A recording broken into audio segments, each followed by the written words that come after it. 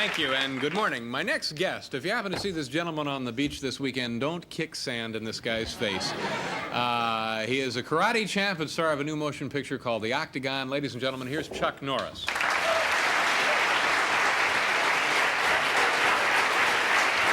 Chuck. How are you? Thank you for being here. Now, is it fair to describe you as the successor to Bruce Lee? Is that an accurate assessment of what you do? Well, it's a nice compliment. I don't think my films are in the same range as Bruce's. Bruce's films were primarily karate or kung fu movies. I think my movies have a little more substance to them. The story's a little more involved. I have tremendous actors supporting me and actresses. I've had, Dana Andrews, Jim Backus, Lloyd Haynes, James Franciscus, Jennifer O'Neill as my backup stars, and Lee Van Cleef in my current film. Lee Van Cleef is a great nasty guy, isn't he? He's great. He's a super person. He plays a good guy in my movie. Oh, really? Yeah, which is unusual. But yeah, he plays a mercenary, but on the good side. But he's just got one of those great. I mean, he's a great villain.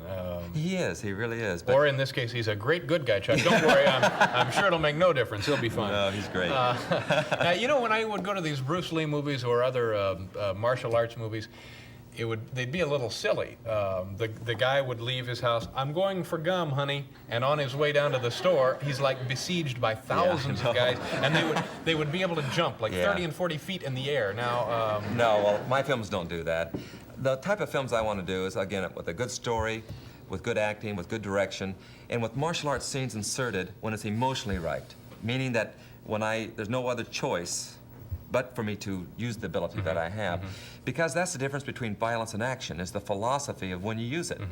And if a person tries to avoid a violent confrontation, but he's finally pushed into the corner where there's no way out, well, then we want to have the ability to cope with it. And that's basically the character I project on the screen, is the guy that tries to avoid it. Now, which came first for you, acting, or I'm guessing it's the other way around? It's definitely the other way around. No, I've been in karate for 22 years. I've been in acting now a little over 4 years, so I'm still very green as an actor.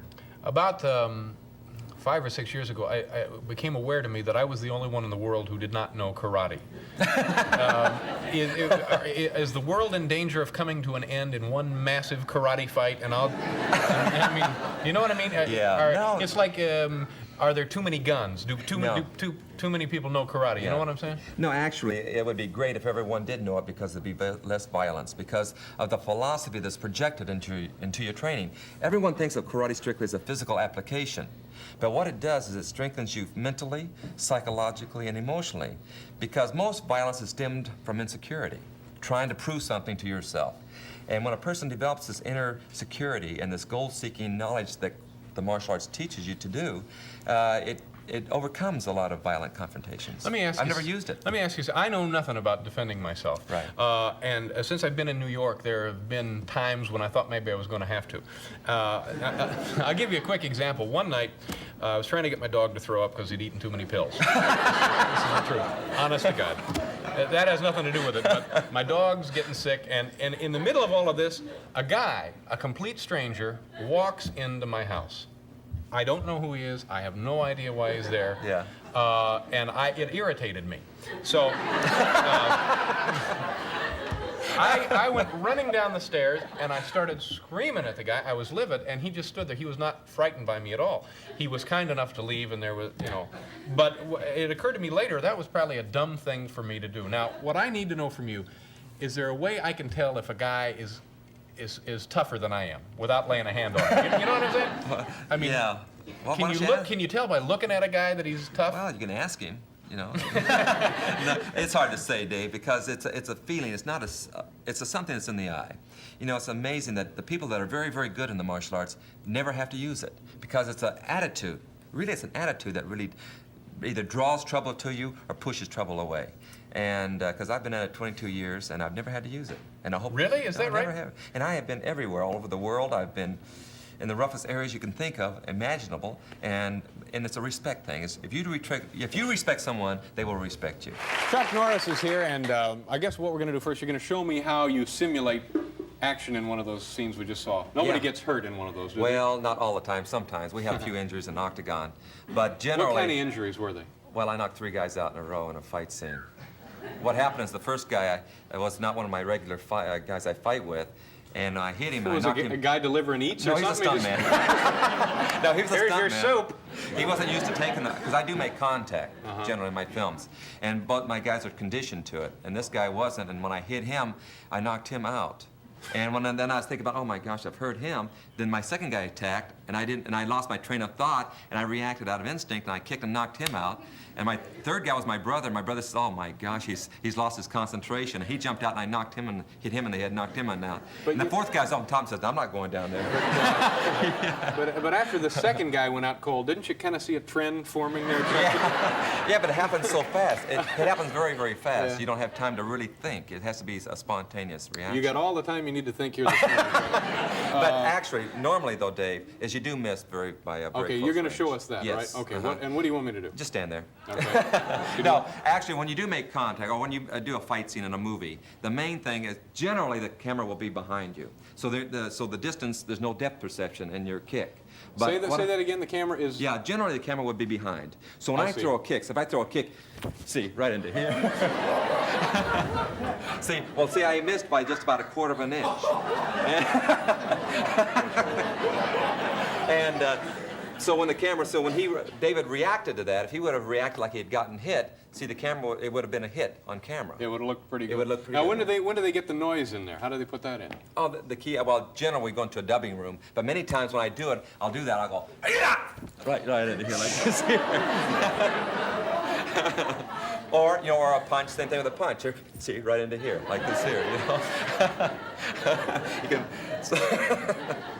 but anyway, if that's how he reacts, if I throw the punch that close, he snaps his head back, and it's a hit on film. Gee. Okay, now, we got that out of the way. Let's, if somebody needs to defend his or herself, right? What can we do? Now, well, let me show you. My problem with this is, even if I had thugs come in here now and Right. surprise you, could you handle them honestly, do you think? Well, I'd hope I wouldn't have to, but the thing is, if I'm pushed into the corner, like you were telling me a story earlier about a guy was in the corner and they were yelling, I'm going to stab him in the stomach. Yeah, the party at my house. Right. But a situation, if someone walks up to you and he has a gun, he says, Chuck, he says, give me your wallet. I said, sure. I give him my wallet. I said, I'll write you a check too if you want. But if he says, I'm going to shoot you, well then, you have nothing to lose, right? Then it's nice to have this ability to try to get out of a situation like that.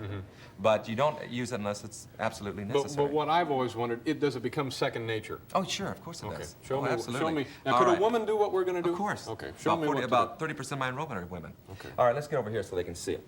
Let's say anytime someone walks up to you and you feel like there's going to be a violent confrontation, you never face them straight on because all this is a very vulnerable area. So you'd always turn it slightly at a slight angle. So turn about right there, a slight angle right this here. Now it's a less target for him to strike at. Always keep your hands relaxed at your side, so you're ready to react. When you say relax, could you relax if that happened? I'm serious. What would you do, Frank? Would you? Yeah, that's the key. You gotta. Well, we practice that too. See, what we do, our philosophy is that if someone's going to attack us, we run until he gets tired, and then we turn around and we beat him up. See, that's the... No, but actually, let's get serious here. No, in a real situation, though, Dave, if someone does come up to you and you think there's going to be a confrontation, then you would turn at a slight angle. Okay, turn. Right. Now your hands are ready to defend or ready to attack. Okay? He's ready. So now, if I threw a punch, most people, when they throw a punch, they draw back and they telegraph it. So as they do, then as I throw the punch, Dave, the first thing would do is block. That's what karate is warding off an attack by blocking right into here. As soon as he blocked, rather than drawing back like most people do by way back here, it comes right from the hip. The power comes from the hip. And it brings right here, and then the punch goes right into the stomach. Now that hurts. But as soon as you hit him in the stomach, right into here, naturally that may knock the wind out of him, but it may not be enough to drop him to the ground. So then you would grab both of his shoulders, that one and this one here. The right foot then would come behind my right leg, right into here. Now, what you're doing is breaking his balance. Now, what I want you to do, I want you to pull down as hard as you can with the left and push with the right. Hard. Oh! There you go. Right in.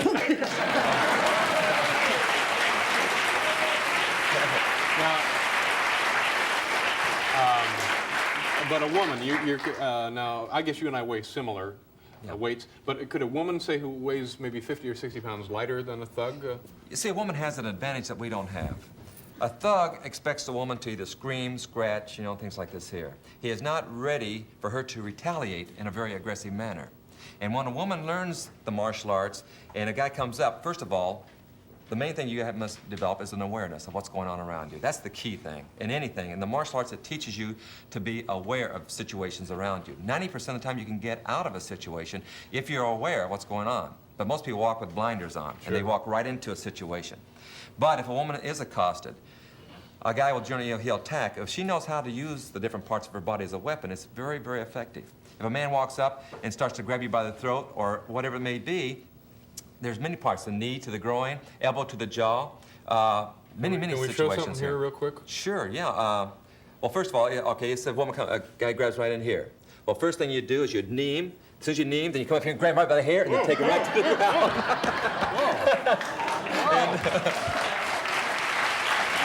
Twice that's happened. Now that's twice that's happened. I've done one of these before with a little old man, and they do that to you, and for just a fleeting second, everything gets warm and fuzzy, you know? And you know you're seconds away from the twilight zone. Good heavens. But it does work, Dave. That's the great thing about it. It does work. Now, how long would a course would it take before it becomes second nature? If a woman wants to sign up or I wanted to sign up? It's hard to say because it depends on how much you put into it. It's like anything you get involved in. The more you apply yourself, the faster you're going to develop it. But it's not an overnight thing. It takes time and it takes dedication. But the end result is great. Okay, terrific. Good luck with your film. Thank you, Dave. Chuck Norris, ladies and gentlemen. We'll be back with Edwin Newman on NBC News.